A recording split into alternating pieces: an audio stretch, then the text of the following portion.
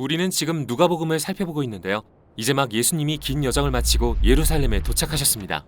그분이 나귀를 타고 성을 향해 감람산을 내려가시자 수많은 무리가 줄지어 서서 노래합니다. 찬송하리로다 주의 이름으로 오시는 왕이여.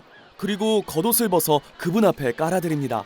왜 이렇게 왕처럼 예우하는 거죠? 이스라엘의 옛 선지자들은 어느 날 하나님이 친히 오셔서 그분의 백성을 구원하시고 세상을 다스리실 거라고 예언했어요. 또한 한 왕이 오셔서 예루살렘에 의와 평화가 임하게 하실 거라고도 했고요. 아하, 예수님이 이 모든 소망을 실현하실 왕이라는 생각에 다들 열광하는 거군요. 다는 아니에요. 종교 지도자들은 예수님을 그들의 권력에 대한 위협으로 느끼고 달가워하지 않죠. 하지만 더 눈에 띄는 건 예수님 자신이 괴로워하신다는 건데요. 성 가까이 와서는 눈물마저 흘리세요.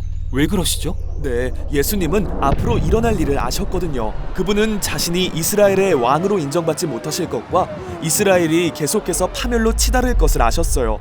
가난한 자를 멸시하고 로마 제국의 반란을 일으키다 결국 죽음에 이르게 될 것을 말이죠. 그래서 마음이 아프셨어요. 그리고 분노도 느끼십니다. 예수님이 예루살렘에 오셔서 가장 먼저 하신 일은 성전에 들어가 환전상들을 내쫓고 제사를 중지하신 일인데요. 맞아요. 그분은 예언적인 시위를 벌이고 계십니다.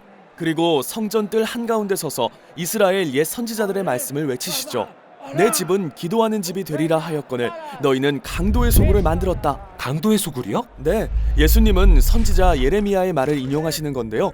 그도 이스라엘의 종교와 정치 권력의 한복판인 이곳에 서서 이스라엘 지도자들을 거역하고 타락했다고 비판했었죠. 바로 지금의 예수님처럼요. 그 뜻을 알아챈 그들은 그분을 죽일 계획을 세우기 시작합니다. 그러나 예수님은 놀라지 않으세요. 사실 그분이 이 모든 일이 유월절 기간에 일어나도록 계획하셨거든요. 유월절은 과거에 하나님이 노예였던 유대민족을 해방해 언약의 관계로 초대하셨던 일을 기념하는 거룩한 절기입니다. 그래서 예수님은 유월절의 상징을 사용해 다가올 자신의 죽음의 의미를 드러내십니다. 찢긴 빵은 그분의 찢기신 몸이었습니다. 그리고 포도주는 하나님과 이스라엘 사이에 새 언약을 맺게 할 그분의 피였습니다. 예수님은 자기 백성을 위해 죽으심으로써 새로운 길을 여실 것입니다. 식사 후 예수님은 제자들을 데리고 동산에 기도하러 가십니다.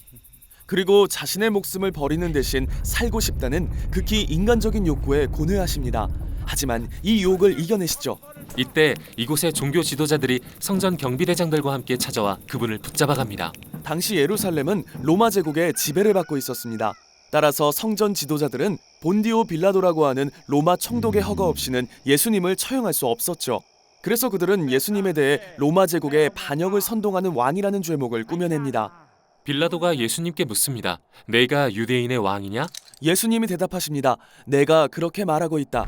빌라도는 예수님이 무죄이며 죽일 만한 어떤 이유도 없음을 알았습니다. 하지만 지도자들은 계속 그분이 정말 위험하다고 주장합니다. 그래서 그들은 타협안을 찾는데요. 빌라도가 실제 로마의 반역자인 바라바라는 사람을 예수님 대신 풀어주기로 한 것이죠. 그렇게 죄 없으신 분이 죄수가 되어 넘겨지시고 예수님은 2명의 다른 죄수와 함께 끌려가 로마의 사형대에 못 박히십니다. 사람들은 그분을 비웃습니다. 이봐, 네가 메시아 왕이라면 너와 우리를 구원해봐. 그러나 끝까지 그분의 원수들을 사랑하신 예수님은 함께 매달린 한 죄수에게 소망을 주시고 심지어 자신을 처형한 자들을 위해선 아버지 저들을 용서해 주십시오. 자기들이 하는 일을 모릅니다 라고 기도하셨죠. 죄 없으신 분이 마치 반역자처럼 죽임당하실 때 하늘은 어두워졌고 예수님은 구약의 오래된 시편 구절을 부르짖으십니다. 아버지, 내 영혼을 아버지 손에 맡깁니다. 그리고 숨을 거두셨습니다. 죄 없으신 채 홀로.